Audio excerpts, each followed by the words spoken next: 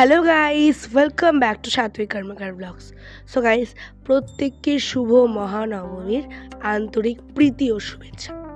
So guys, কালকে অর্থাৎ অষ্টমীতে আমি আমার সপরিবার অর্থাৎ আমার মা, বাবা, ভাই আর আমি, কিন্তু ঠাম্মিকে বাদ দিয়ে, তো ঠাম্মি একটু বয়োজ্যেষ্ঠ মানুষ, তাকে বাদ দিয়ে একটু আমরা গিয়েছিলাম হিলিতে ঠাকুর দেখতে। ফার্স্টে ভাইয়ের জেদের জন্য মেলা থেকে জিনিসপত্র কেনা হলো, হরেক মাল 6 টাকার। কয়েকটা জিনিসপত্র কেনা হলো, যেমন মায়ের জন্য হেয়ার বেল্ট, ভাইয়ের জন্য রিং, আমার জন্য ক্লে।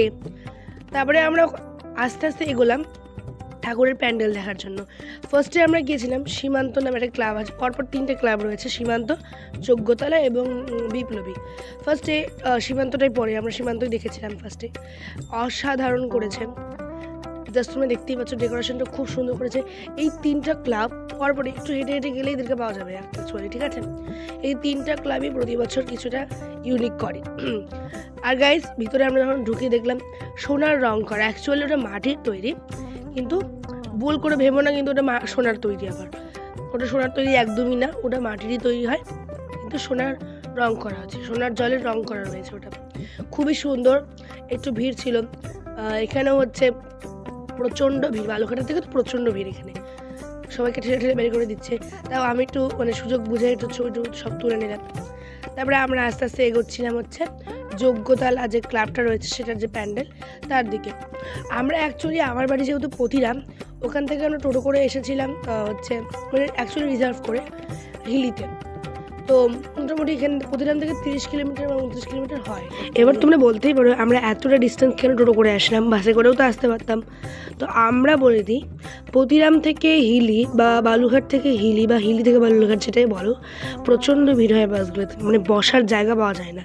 সেজন্যই আমরা ভাবলাম আশেপাশেই একজন আছে কম টাকার মধ্যে আমাদেরকে নিয়ে যাবে, আবার নিয়ে চলেও আসবে। সেজন্য কম টাকার মধ্যেই আমরা গেলে চলেও আসতাম, মোটামুটি কোনো অসুবিধা হয়নি, আমরা একবারে কমফোর্টেবল হয়ে গেছি। আস্তে আস্তে তারপরে আমরা যজ্ঞতলা ক্লাবের প্যান্ডেলের ভিতরে ঢুকছি। দারুণ করেছে। ওইদিকে দুর্গা প্রতিমা, পাশে রয়েছে লক্ষ্মী, তারপরে আছে সরস্বতী, এই পাশে রয়েছে। তারপরে দেখো কার্তিক হচ্ছে ঘোড়ায় চেপে আসছে, আর শিব ঠাকুর গণেশকে নন্দীতে বসে নিয়ে আসছে। এদিকে ব্রহ্মা, ওদিকে বিষ্ণু যজ্ঞ করছেন।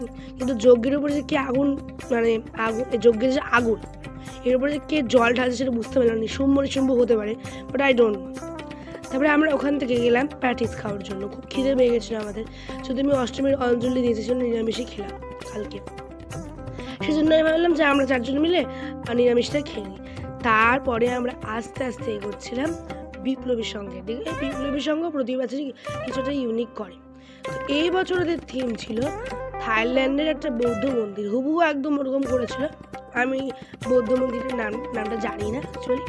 খুবই সুন্দর করেছিল, জাস্ট তোমরা দেখো ডেকোরেশনটা, কাশফুলের মতো করেছিল। কাশফুল অ্যাকচুয়ালি না, ওটা কাশফুলের মতো করে দিয়েছিল, রং টং করে কিছু একটা করেছিল, দারুণ করেছিল। আমরা আস্তে আস্তে ভিড় ঠেলে এগোচ্ছি, এখানেও একদম প্রচণ্ড ভিড়। দেখো গাইস, আস্তে আস্তে আমরা ঢুকছি। কিন্তু গাইস, একটা জিনিস ভালো লাগলো, এখানকার যারা সিকিউরিটি আমাদেরকে কিন্তু কোনো বাজে কথা বললো না, ইভেন কাউকে কোনো বাজে কথা বললো না, সে তাড়াতাড়ি আগাও, এখন অত ঠেলাঠেলি করা যাবে না, অতক্ষণ থাকা যাবে না, তারা দেয়নি একদমই। তারপরে যারা ঢাকি, তারা ঢাক বাজাচ্ছিল, খুব সুন্দর লাগছিল, এত সুন্দর কি বলবো গাইস, ডেকোরেশনটা দারুণ করেছিল। তোমরা দেখো, একদমই মনোমুগ্ধকর। জাস্ট তোমরা দেখো, ডেকোরেশনটা খুবই সুন্দর করেছিলাম, বারবার বলছি, খুবই সুন্দর করেছে। তারপরে আমরা ওখান থেকে গিয়ে বাংলাদেশের বর্ডারও দেখলাম, ভালোই লাগলো, মোটামুটি একদম কাছে, এখানে আছে, ওদিকে বাংলাদেশ, ভালোই লেগেছে। সো গাইস, আজকের ভিডিও এত অবধি, দেখা হচ্ছে নেক্সট ভিডিওতে, বাই বাই।